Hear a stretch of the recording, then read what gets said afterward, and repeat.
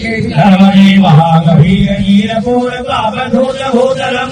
समस्तपादकारिदारिदापदाचनं जगल्लये महावैर्नगत्रसूनो धर्मणे त्वदीयपादपङ्कजं नमामि देवी नर्मदे गतं तथैवमेवयं त्वदम्बुविद्युतं यदा प्रकण्डशोणशोणिकासुराणि सेवि सर्वदा जन्मजन्मवाप्ति दुःखवर्मदे त्वदीयपादपङ्कजं नमामि देवी नर्मदे अलक्ष्य लक्ष्य किन्नराम रासुरादि पूजितं सुलक्ष्मीरतीरतीरभक्तिलक्ष्मीपूजितं अजैत जैत पुष्करादि गर्दमादि सर्वदेव दीयपादपङ्कजं नमामि देवी नर्मदे